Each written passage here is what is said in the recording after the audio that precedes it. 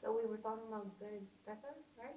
Yeah, I'm just saying, what I did was not the kind of thing that she did. She went and lived there and did this, and I was not talking about the way people lived. I was really looking at whether the regime could get its act together and reestablish order. And I ended up kind of pessimistically positive. Well, because I mean, as you look at it, I mean, again, I'm looking back. As you look at it, it didn't work very well. And there should be, it would be good to have some histories that look at the role of ethnic Serb leaders, for example, even after 1974 here. And because people have told me things since I've been back, they said, well, you know, yeah, everything was changing, but there were still Serbs. We always looked, the Serbs were the ones who were calling the shots. And I don't know if that was the case or not. I used to hear that in Croatia as well. And it would be really quite interesting to look at, even before 1981, and then especially between 81 and 90, to look at how things evolved. What was the attitude of the U.S. towards Yugoslavia? Did it kind of include it within that view that it had for Eastern Europe as communist, or how it depends who you talk to. Liberated was from that general perception? You know, if you talk to anyone who knew anything, it was not part of that bloc. In the general popular perception, it was a communist country and pretty horrible. And there were a lot of refugees after World War II, anti-communist types. And so we're very anti-Yugoslav. Did that find a place in, that perception, did that find a place in academia? That's what I'm saying. Were you in academia. No, in academia, Yugoslavia was kind of cool and interesting. I mean, on many different levels. I mean, that there was, we saw, and I believe that there was a real effort, for example, brotherhood and unity was not just a slogan, but that was a real effort to try to find a way in which people could have multiple sets of identities, et cetera, et cetera. Branko Horvat was nominated for a Nobel Prize for his work on self-management. People like Teja Petrin, his student, and Aleš Vakšić, her husband, were in Cornell. I think Teja did her doctorate at Cornell when Branko was there. That there was this real effort to do that. Praxis school. I mean, Yugoslavia was seen as this kind of a third way that could possibly work.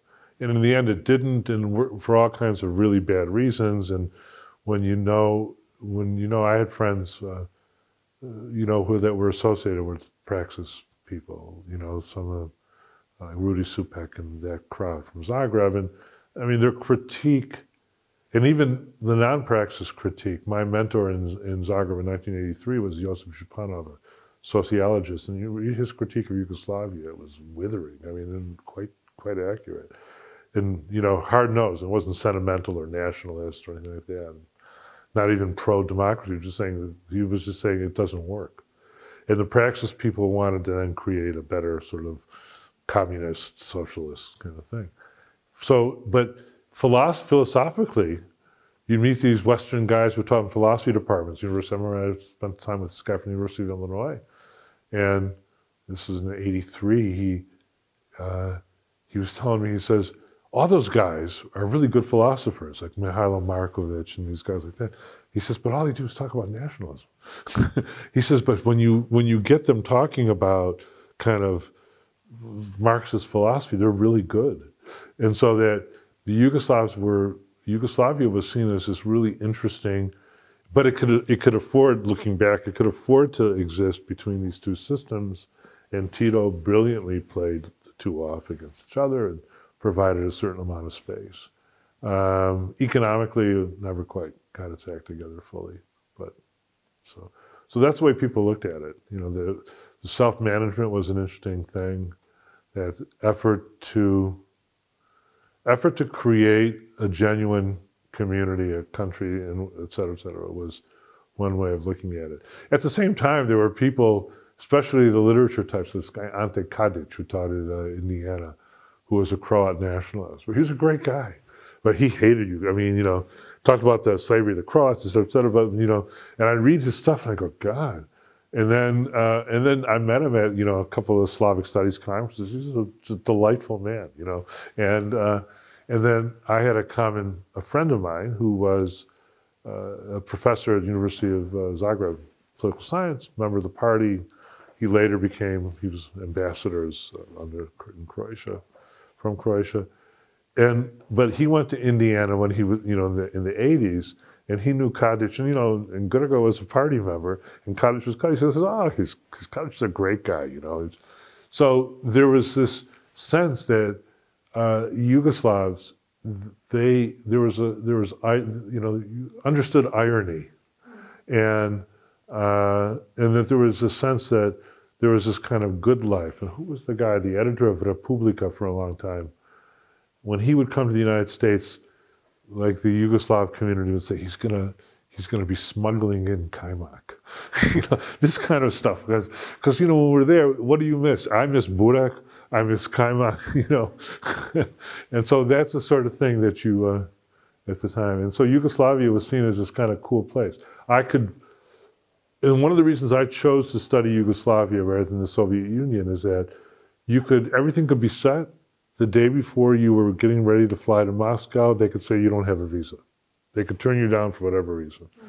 I could show up where I did. I showed up in Belgrade, I think in 78 or 79. I had no visa.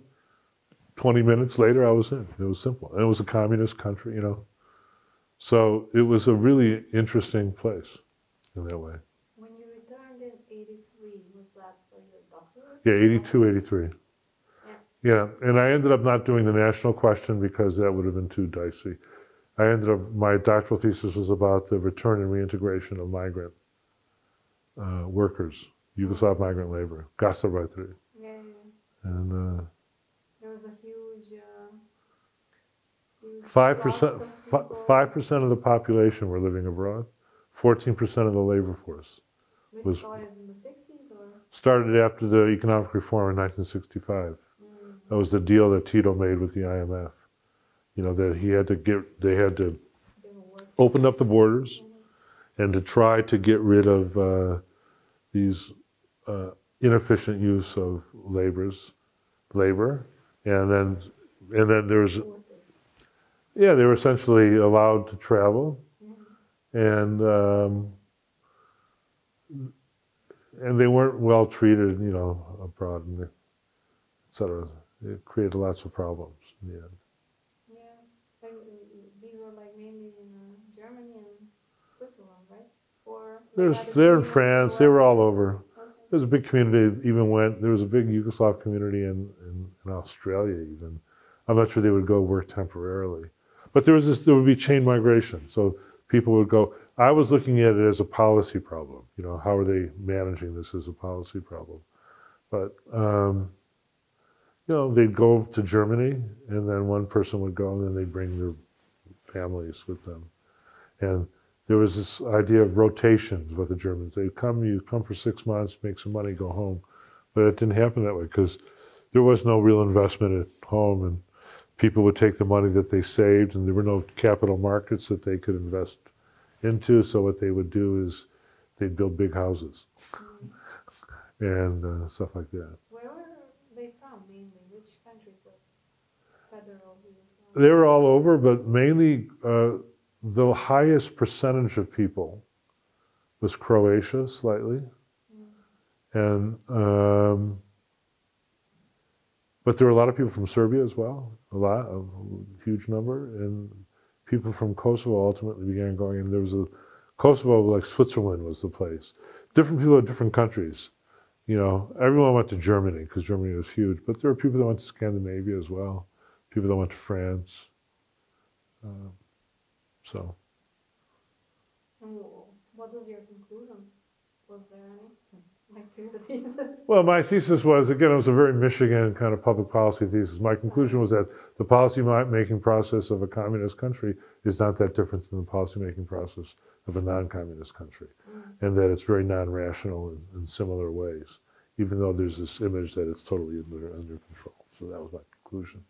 And I wasn't really looking at and then I also made a conclusion about policymaking in Yugoslavia, which is that it's more important for its symbolic content than its practical content. And I ended up quoting some of Clifford Geertz's work in my concluding chapter about, he did this history of 19th century Bali where he talks about, he spends a lot of time talking about how they collect, how they produce, how they collect taxes, and then it all ends with a huge festival every year. They spend all their money on this huge festival. And he says it's a statement to themselves about who they are. And I thought that there's so much about Yugoslav policymaking, it was like that. And I still think so much about policymaking in this region is like that. But it is like that everywhere too. So that was my conclusion, not particularly.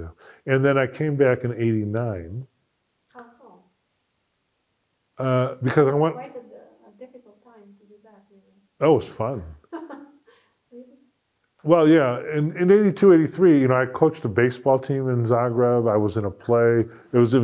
Yugoslavia was this place that was totally open, right?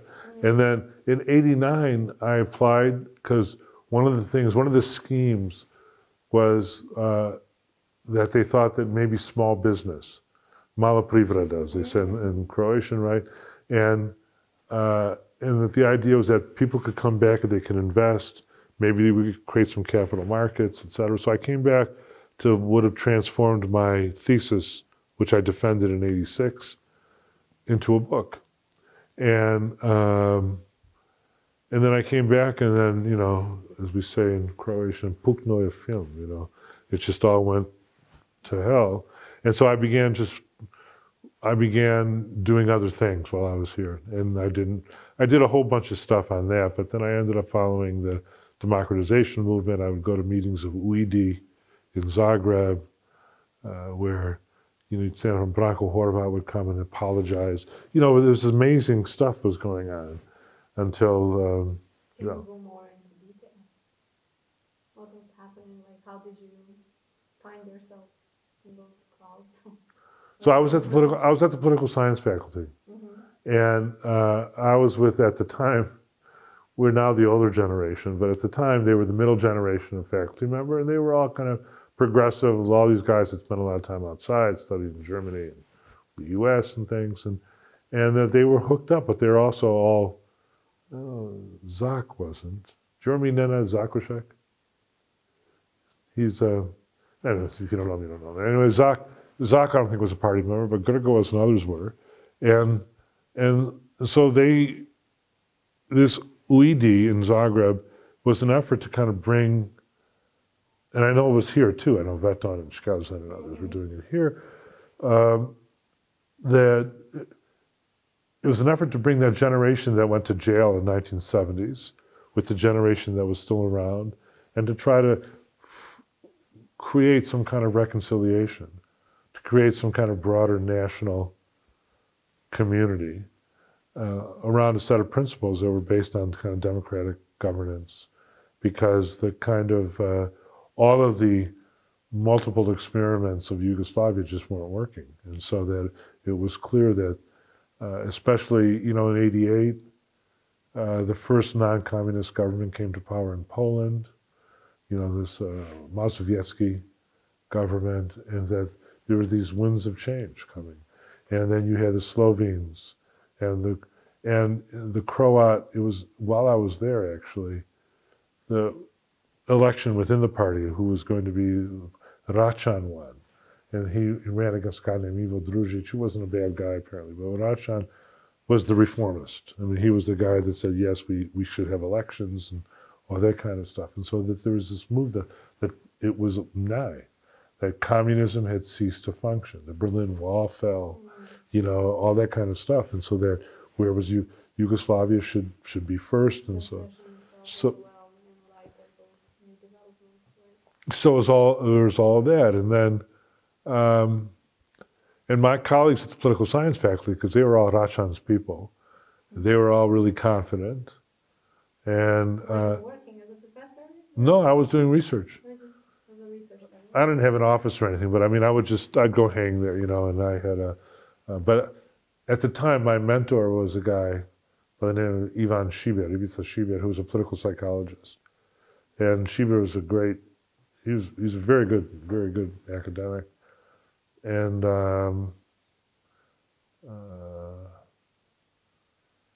so it was just an exciting time. And Did they have an idea that Yugoslavia will be falling? no, they didn't. They didn't. But then I remember. You probably never knew Jill Irvine. I keep forgetting you're the younger generation. And I remember going to pick up these two guys, two people I knew. One had been, where did Evan go? I don't know where Evan went. But Evan, he was an economist, and he had a 4-month fellowship. I picked him up like in January, February, and while I was at the airport in Zagreb, you could see all these guys, all these HDZ guys coming back. For the first time, these guys from immigration who'd been in wherever they had been, from Australia, Europe, and you could just sort of see how enthusiastic they were. I did an interview with Gojko Šušak right after the election. Šušak later became the Minister of Defense under Tudjman. He was like the godfather of the Herzegovci. And you know, they were just so excited about this.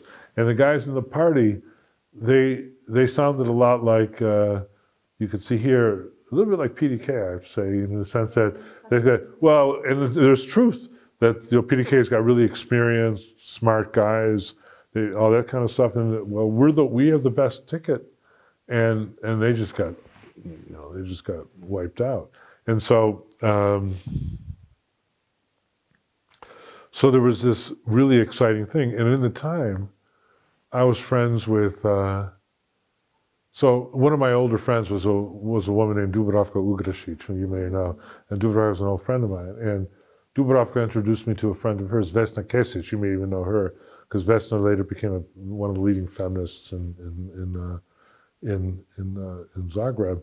Vesna was the assistant editor of Start, which was the Yugoslav Playboy, and I was getting ready to go to Bulgaria just to visit my friends for New Year's.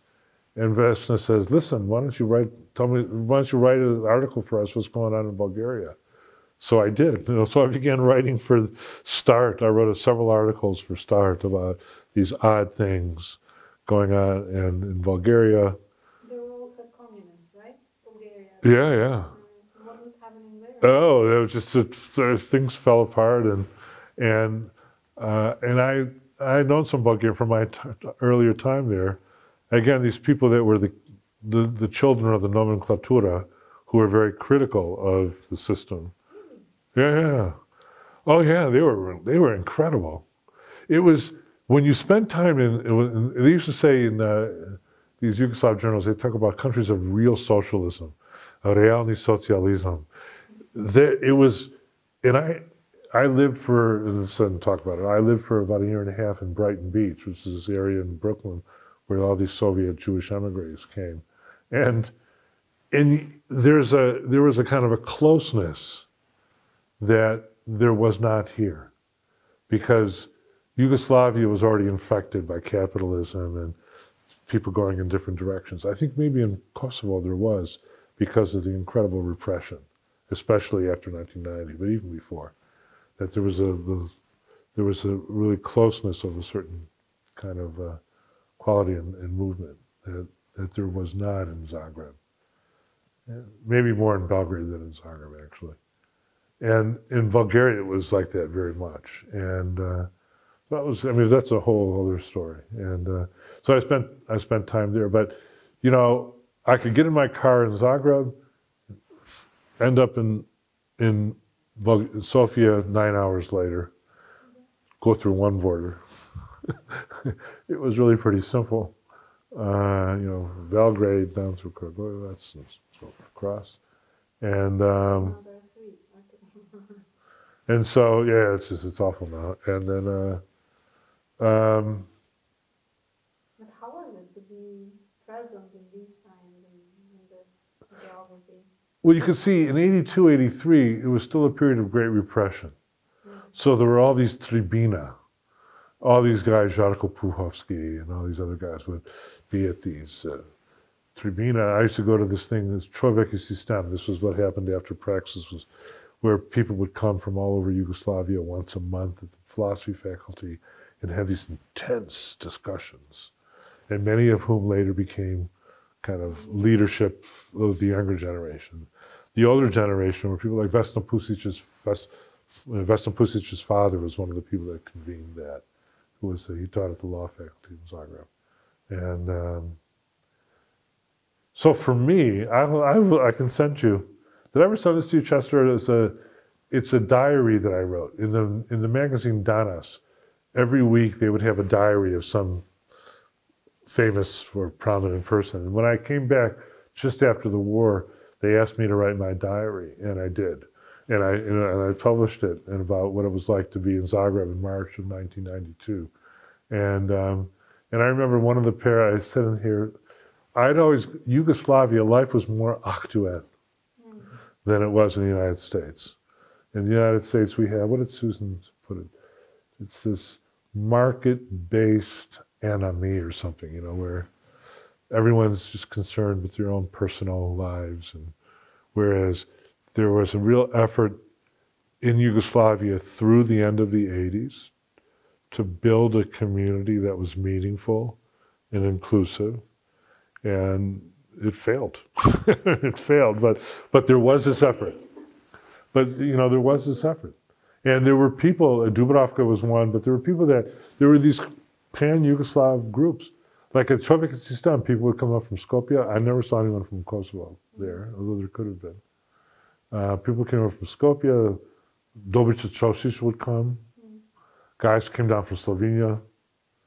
You know, there were guys from Bosnia that were there. And, you know, it was a real effort to create something.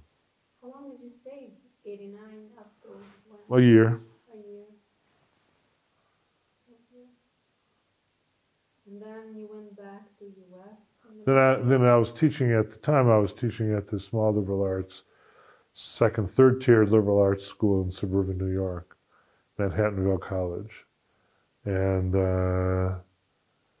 where my students were more concerned about their social lives than about their studies, to put it a bit like AUK in some ways, I have to say. And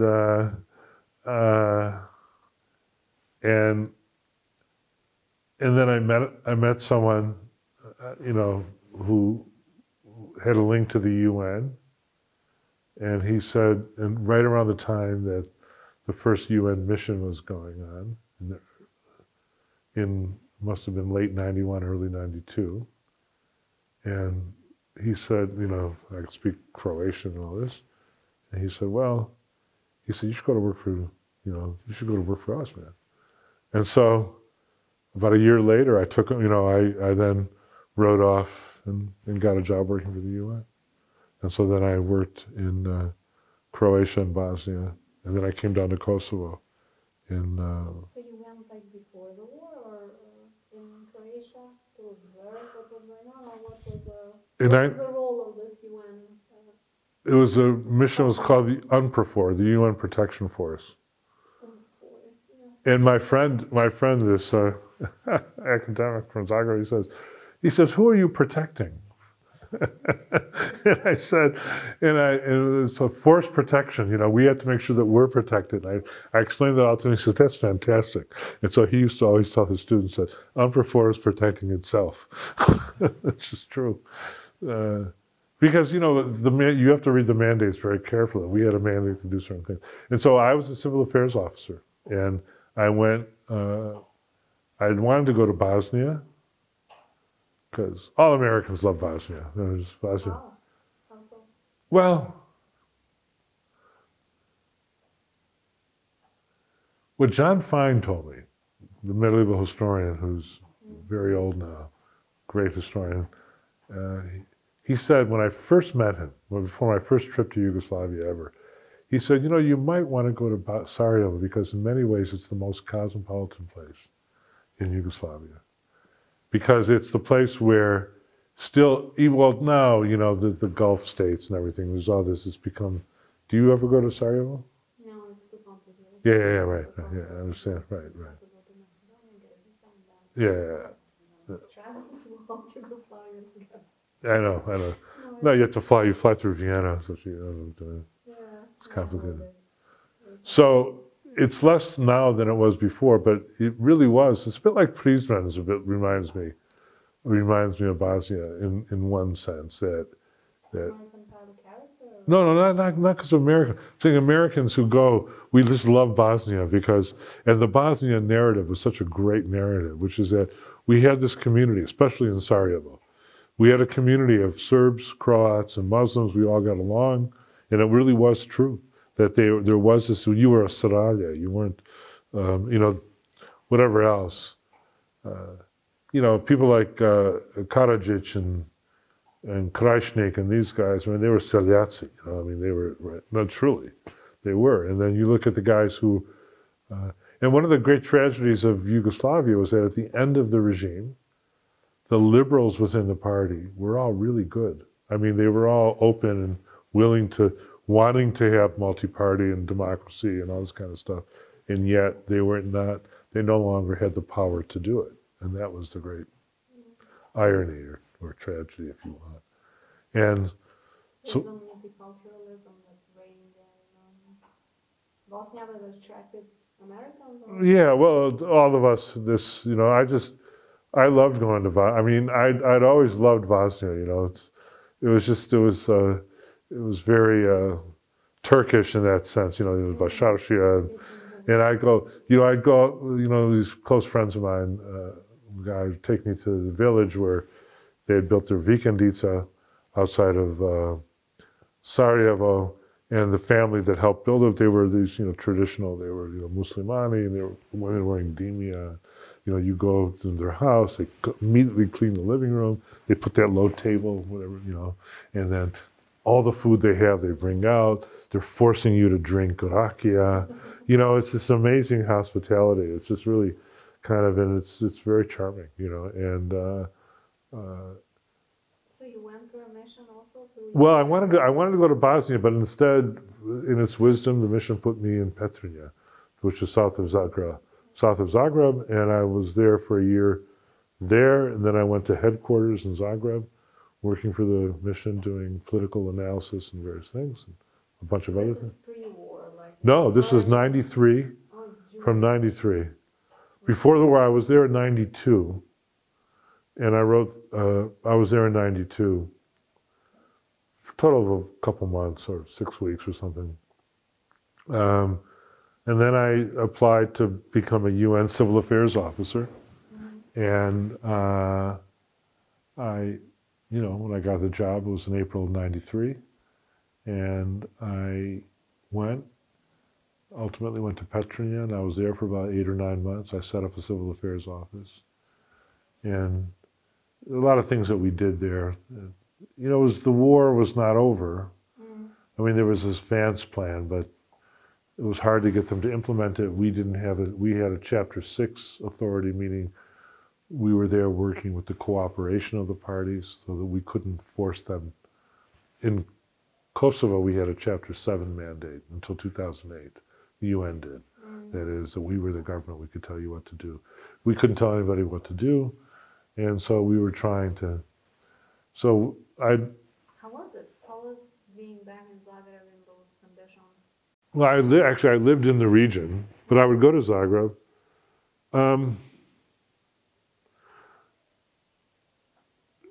It was difficult because in 92, especially in 92 and 93, there were still tapes on windows. I mean, the result of the fighting was still there.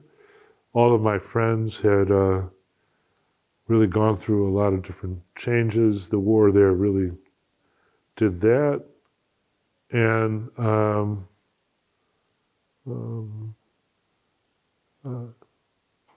there a social life? Yeah, but by 93, everything was getting back to normal. They were rebuilding and all this kind of stuff. Tudjman was reestablishing his authority. They were making they were all making lots of money in the government and that kind of stuff. But there was a unity there, even if you were like a social democrat and you didn't really like the Hadizeh very much. Was Hadizeh in power since when? Hadizeh was in power from 1990 right up until 2000. Yeah, well, they got to write the rules and everything. Once they were in power, they wrote election rules that favored them,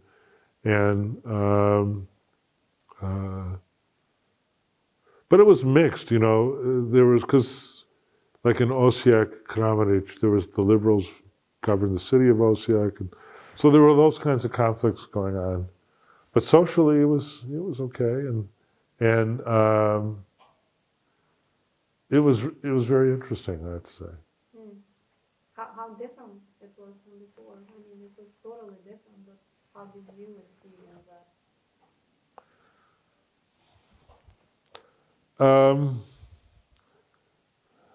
For me, it was more of a period of continuity, right? I was there 75-6 for a year, 82, 83, 89, 90, now it's 93. Basically from 93 until 97, I was in Croatia, and a lot of the time in Zagreb. And there was continuity. There were friends I had that I still saw. There were lots of changes going on. People that were outsiders earlier were now insiders, academics, politically.